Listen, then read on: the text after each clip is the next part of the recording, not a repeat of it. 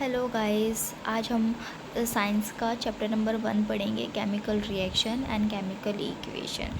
तो हम सबसे पहले इंट्रोडक्टरी पार्ट पढ़ेंगे कि केमिकल रिएक्शन होते क्या हैं, रिएक्टेंट्स क्या होते हैं, प्रोडक्ट क्या होते हैं। तो आइए जानते हैं कि केमिकल रिएक्शन होते हैं क्या। ये एक ऐसा प्रोसेस है जिसमें जो नए सब्सटेंस नई प्रॉपर्टीज़ के साथ बनते हैं। केमिकल रिएक्शंस के दौरान होता क्या है कि जो एलिमेंट का एटम वाला जो पार्ट है वो चेंज नहीं होता किसी दूसरे के साथ, सिर्फ रीअरेंजमेंट्स होती हैं केमिकल रिएक्शन के ड्यूरिंग।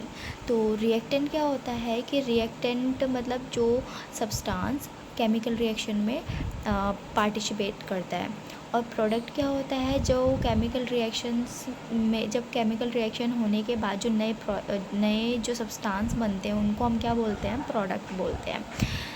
एग्ज़ाम्पल है, आपने डेली लाइफ में देखा भी होगा, souring of milk, formation of curd, मतलब दही का जमना, खाना बनना, हमारे पेट में जो डाइजेशन होता है, ये सारी चीज़ें। कैरेक्टरिस्टिक्स क्या है केमिकल रिएक्शंस के। पहला कि इवोल्यूशन ऑफ गैस, मतलब गैस का जब कोई भी केमिकल रिएक्शन होता है तो गैस का इवोल्यूशन होता है। तो हम एग्जांपल्स के साथ हम देखेंगे आगे आने वाले पार्ट्स में। दूसरा है प्रेसिपिटेट का बनना, जैसे कि वो चूना देखा है आपने, चूना मतलब जो कैल्शियम हाइड्रोक्साइड का जो पार्ट होता है, जब उसको पानी में मिलाते हैं तो वो नीचे फिर धीरे धीरे सेटल डाउन हो जाता है, तो उसको ही हम बोलेंगे प्रेसिपिटेट होना। तीसरा है चेंज इन कलर में चेंज होना। चौथा है टेम्परेचर में चेंज होना।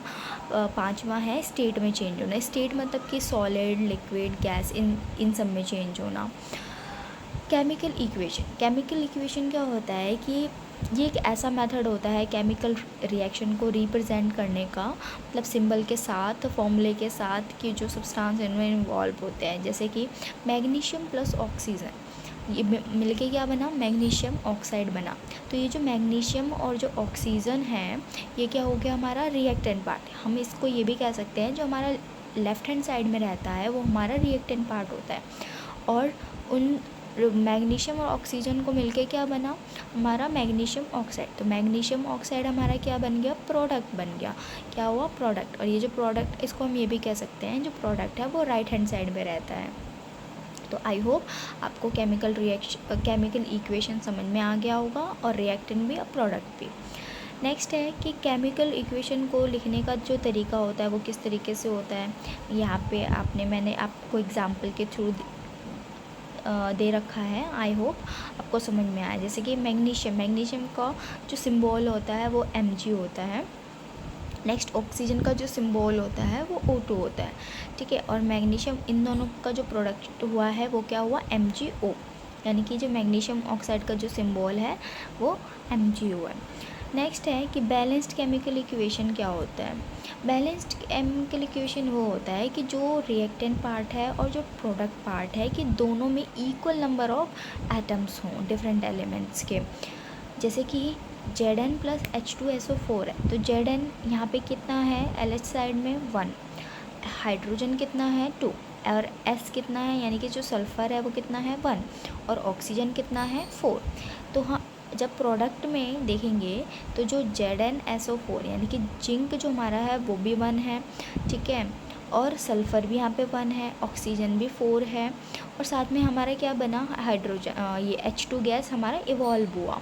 तो ये जो H2, यहाँ जो हाइड्रोजन है वो कितने अमाउंट में है, 2 अमाउंट में। तो यहाँ पे भी हाइड्रोजन कितने अमाउंट में है, 2 अमाउंट। तो यानी कि मैं इसको ये कह सकती हूँ कि ये जो मेरा रिएक्शन है वो मेरा कैसा रिएक्शन है, बैलेंस्ड केमिकल इक्वेशन। नेक्स्ट है कि अनबैलेंस्ड केमिकल इक्वेशन क्या होता है, मतलब कि जस्ट इसका ऑपोजिट, यानी कि मेरा रिएक्टेंट पार्ट और जो मेरा प्रोडक्ट पार्ट है उसमें अनइक्वल नंबर ऑफ एटम्स हों। एग्जांपल कि Fe प्लस H2O, यानी कि यहाँ पे आयरन कितने अमाउंट में है 1, और यहाँ पे अगर मैं RHS साइड में देखूँ तो Fe कितना है 3 अमाउंट में, 3 है, यानी कि यहाँ पे अनइक्वल हो गया। आगे देखते हैं, H2 हाइड्रोजन कितना है यहाँ पे 2, और यहाँ पे कितना है 2, यानी कि ये तो बराबर है। बट ऑक्सीजन यहाँ पे 1 है, और ये जो यहाँ पे ऑक्सीजन है यहाँ पे नंबर 4 है, यानी कि मैं इसको ये कह सकती हूँ कि ये जो रिएक्शन है मेरा वो क्या है, अनइक्वल है, मतलब अनबैलेंस्ड केमिकल इक्वेशन है। नेक्स्ट है कि law of conservation of mass क्या होता है, यानी कि सिंपल है, आपने 9th क्लास में पढ़ा भी होगा कि जो मैटर है ना तो हम उसको क्रिएट कर सकते हैं और ना उसको हम डिस्ट्रॉय कर सकते हैं केमिकल रिएक्शन में। नेक्स्ट टॉपिक है हमारा बैलेंस्ड केमिकल इक्वेशन। बैलेंसिंग मतलब बैलेंसिंग भाई, अब हमने देखा था कि अनबैलेंस्ड केमिकल इक्वेशन आ गया, अब हर जगह तो बैलेंस्ड नहीं आएगा ना। तो जो बैलेंस अगर हम उसको करेंगे कैसे, तो इसका जो तरीका है वो हिट एंड ट्रायल मेथड होता है, यानी कि इसका जो प्रोसेस होता है हम उसको हिट एंड ट्रायल मेथड कहते हैं।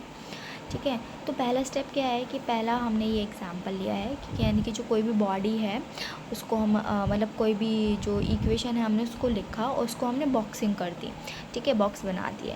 फिर बॉक्स बनाने के बाद हमने क्या किया कि एक हमने टैब्यूलर फॉर्म में हमने लिखा एलिमेंट्स, फिर नंबर ऑफ़ एटम, मतलब रिएक्टेंट में कितने हैं, प्रोडक्ट में कितने हैं। तो यहाँ पे आयरन कितना था LHS में 1 और RHS में कितना था 3। हाइड्रोजन यहाँ पे कितना है 2 और यहाँ पे RHS में कितना था 2। ऑक्सीजन यहाँ पे कितना था LHS में 1 और यहाँ पे कितना था 4। ठीक है, तो अब यहाँ पे देख सकते हैं कि यहाँ पे जो नंबर ऑफ़ जो एटम्स हैं वो अनइक्वल है। तो स्टेप थर्ड में हम क्या करेंगे कि सबसे पहले हम ऑक्सीजन को बैलेंस करेंगे। ठीक है, ऑक्सीजन यहाँ पे आप वैसे तो आयरन को भी कर सकते हो, बट यहाँ पे हम ऑक्सीजन को करेंगे, वो हम आगे बताऊँगी कि ऐसा हमने क्यों किया। तो जो ऑक्सीजन को मतलब ऑक्सीजन को बैलेंस करने के लिए हमने क्या किया कि यहाँ पे ऑक्सीजन कितना था 1 था, कितना था 1 LHS में, और यहाँ पे कितना था 4। यानी कि मैं इसको RHS के बराबर करने के लिए मैं LHS में यानी कि 1 के आगे मैं मल्टीप्लाई 4 कर दूँ तो मेरा ऑक्सीजन बैलेंस हो जाएगा। बट यहाँ हाँ 4 हो जाएगा। ठीक है, तो मेरा ऑक्सीजन कितना हो गया LHS में 4 हो गया।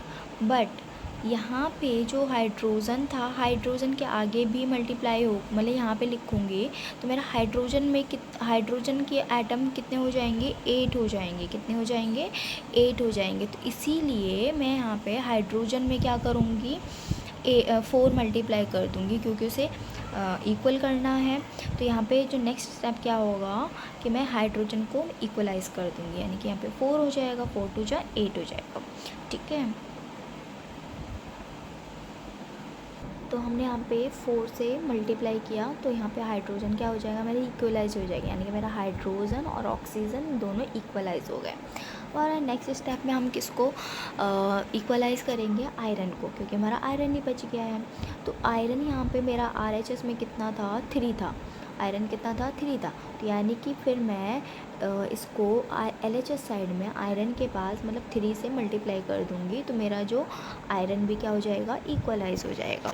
तो मेरा यहाँ पे कुछ इस तरीके से इक्वेशन बनता है 3Fe + 4H2O that is equals to Fe3O4 + में 4H2।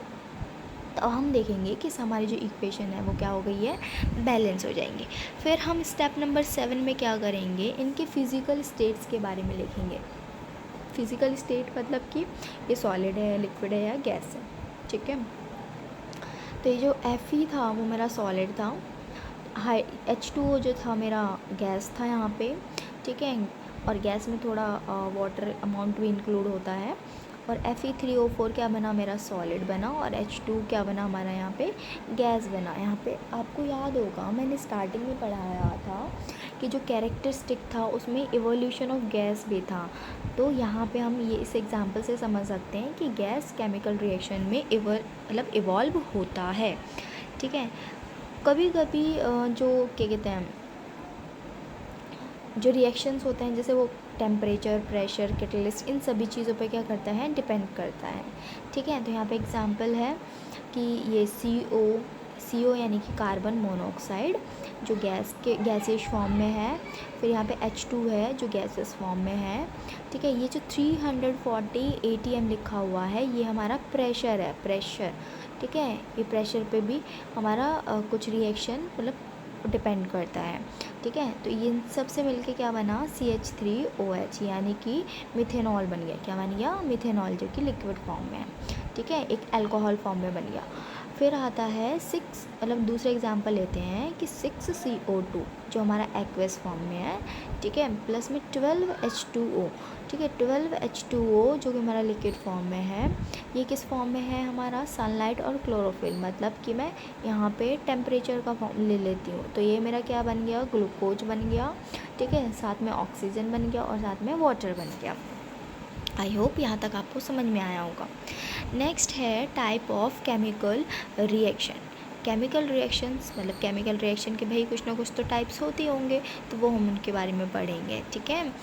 तो पहला है कॉम्बिनेशन रिएक्शन, ठीक है, कॉम्बिनेशन रिएक्शन। दूसरा है डीकम्पोजिशन रिएक्शन। तीसरा है डिस्प्लेसमेंट रिएक्शन। चौथा है डबल डिस्प्लेसमेंट रिएक्शन। और फिफ्थ है ऑक्सीडेशन एंड रिडक्शन रिएक्शन, जिसको हम रिडॉक्स रिएक्शन भी कहते हैं, ठीक है। अब इनको हम वन बाय वन पढ़ेंगे। कॉम्बिनेशन रिएक्शन क्या होता है कि वो रिएक्शन जिसमें दो से ज़्यादा सब्सटेंस मतलब कंबाइन होते हैं और एक सिंगल सब्सटेंस बनाता है। फॉर एग्जांपल जैसे कि CaO को हम क्विक लाइम भी बोलते हैं, ठीक है, जो सॉलिड फॉर्म में है। फिर H2O यानी कि लिक्विड, यानी कि यहाँ पे लिक्विड फॉर्म में है, ठीक है। और ये क्या बन गया? CaO होल ट्वाइस, मतलब CaO मतलब कैल्शियम हाइड्रोक्साइड बना लिया, जिसे हम स्लेक्ट लाइम भी बोलते हैं, यानी कि चूना पत्थर भी बोलते हैं। और साथ में क्या निकला? हीट निकला। क्या निकला? हीट। तो यहाँ पे आप देख सकते हो कि यानी कि दो से ज़्यादा दो या इससे भी ज़्यादा सब्सटेंस हो सकते हैं। यहाँ पे दो सब्सटेंस है, ये दोनों मिलके क्या बना रहे हैं? एक सब्सटेंस बना रहे हैं। तो ये क्या हो गया? कंबाइन हो गया। तो इसीलिए हम इस रिएक्शन को क्या बोलेंगे? कॉम्बिनेशन रिएक्शन बोलेंगे। क्या बोलेंगे? Combination reaction. अब कॉम्बिनेशन रिएक्शन में हमने यहाँ पे एग्जांपल में देखा था कि यहाँ पे हीट निकल रहा है, तो मतलब कि यहाँ पे हीट निकल रहा है, तो ये रिएक्शन क्या कहलाएगा? एक्सोथर्मिक रिएक्शन कहलाएगा। क्या कहलाएगा? एक्सोथर्मिक रिएक्शन कहलाएगा, ठीक है। अब एक्सोथर्मिक में क्या होता है कि जिसमें से प्रोडक्ट बनने पर हीट बाहर निकले, उसको हम क्या बोलेंगे? एक्सोथर्मिक रिएक्शन बोलेंगे। एग्जांपल है नेचुरल गैस का जलना, बर्निंग ऑफ नेचुरल गैस, ठीक है। नेक्स्ट है हमारा रेस्पायरेशन प्रोसेस। क्या? Respiration process. रेस्पायरेशन प्रोसेस में क्या होता है कि ये मतलब डाइजेशन के ड्यूरिंग जो फूड है वो सिंपलर सब्सटेंस में कन्वर्ट हो जाते हैं, ठीक है। जब हम खाना खाते हैं तो वो जो खाना होता है वो कैसा होता है? कॉम्प्लेक्स फॉर्म में होता है, और जब कॉम्प्लेक्स फॉर्म में होता है तो हमारी बॉडी उसे एक्सेप्ट नहीं करती, तो उसे पहले जो हमारी बॉडी है पहले उसको सिंपलेस्ट सब्सटेंस में कन्वर्ट करती है, तब हमारी बॉडी को न्यूट्रिशन वगैरह मिलता है। तो जो सिंपलेस्ट सब्सटेंस होता है वो क्या होता है? हमारा ग्लूकोज होता है। क्या होता है? ग्लूकोज होता है, ठीक है। जैसे कि एग्जांपल हो गया राइस, पोटैटो, ब्रेड, इन सब में कार्बोहाइड्रेट होता है, प्रोटीन होता है, ये सारी चीज़ें होता है, ठीक है। यहाँ पे ये थोड़ा ये हाइड हो गया है इस पिक्चर को ऐड करने के चक्कर में, तो आप NCERT की बुक में से आप इसे पढ़ सकते हैं। मैं यहाँ पे एक रिएक्शन बता दे रही हूँ। ये जो ग्लूकोज है, फिर ये ऑक्सीजन है, मतलब ये सब मिलके क्या बनाता है? Carbon dioxide. मतलब कि हमारी बॉडी में जो सिंपलेस्ट सब्सटेंस था वो था ग्लूकोज ही होता है, ठीक है। तो ग्लूकोज जब ऑक्सीजन के साथ मिला तो क्या निकलेगा? CO2 निकलेगा। यानी कि देखो हमारी बॉडी जो खाने में से ग्लूकोज निकाल, मतलब ग्लूकोज उसको सिंपलेस्ट सब्सटेंस में कन्वर्ट कर रही है, ठीक है। हम ऑक्सीजन लेते हैं तो ये दोनों मिला के क्या बाहर निकालती है? CO2। यानी कि जब हम ब्रीद आउट करते हैं तो उसमें से कौन सा गैस निकलता है? CO2 निकलता है। और साथ में अगर आपने सर्दियों के टाइम में थोड़ा ऑब्ज़र्व भी किया होगा तो हमारी जो हम सांस बाहर निकालते हैं तो उसमें से थोड़ा ना हमें मॉइस्चर जैसी फीलिंग भी आती है, पानी जैसा फीलिंग भी आता है, तो उसमें यानी कि लिक्विड भी है, यानी कि H2 हो गया, और साथ में एनर्जी भी होता है, ठीक है। नेक्स्ट है डीकम्पोजिशन रिएक्शन, जो हम अगले पार्ट में उसे देखेंगे।